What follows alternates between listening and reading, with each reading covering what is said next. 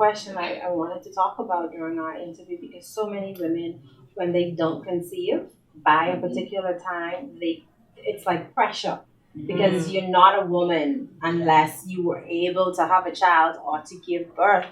But is that really true? No. Is that really true?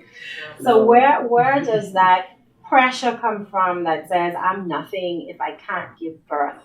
Where does it stem from that says if I'm not a mother or if I'm not if I'm not able to conceive and carry a baby to full term? Like, what's at the root of that? I think it's a lack of the conversation. A lot of people don't talk about their loss. They don't talk about miscarriages. They don't talk about the challenges that they're facing within their marriage to conceive. And I think that's where it stems from. Like you have to be, they almost give the picture like, oh, I'm pregnant, and that was the story. That's the story. There's no background. Oh, I lost three. I have three losses, or I had such a challenge, or I was doing IVF or some other type of procedure to get pregnant. So the conversation is lacking, and so I'm glad that we're here having this conversation so women understand that they're not the only ones. That there was loss before there was actually pregnancy or, birth, life. It's funny because that I think would be helpful, but if you ask what is the root, it's the expectation, right? It's societal expectation. Societal, I was going to say that, Society puts a lot of pressure. And so I had infertility problems. I have one kid I had before my marriage. I got married at 29. And I could not conceive. And it's funny because when you have a kid already, I guess that takes some of those pressures off of you.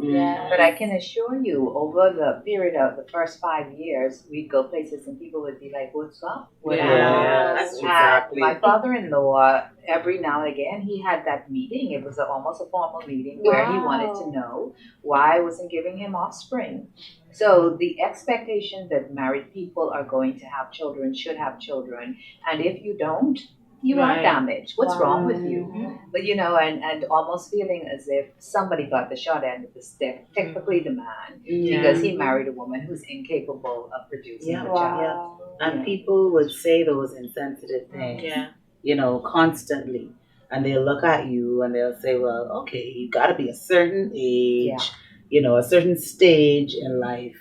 You don't have children? Like, what's wrong with you? That's a tremendous amount of pressure. It is a lot of pressure. And so people will tend to put you in several boxes. Either, you're in the career box and then you're too driven to have a child, you're not focused on being a family person. So people start to label you, even not knowing your story or your pain or your struggle and what you're going through, or continuing to think about or having to resolve and process for yourself to get to a point where this thing is not debilitating your life and the way that you see yourself.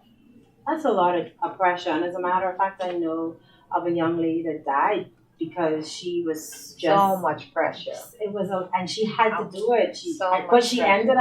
She ended up getting pregnant using IVF. And she was along the way of her pregnancy, and one day she was at work and she fell out, and that was just the end of that. She got sepsis for some reason, and she passed away along with her two babies, right? I thought about her all morning. Yes, and I think we're talking about the same person. And so the pressure that society places on us forces us to want to fit in, and so we do what we believe we have to do so that society accepts us, sometimes even to our own detriment. It's funny because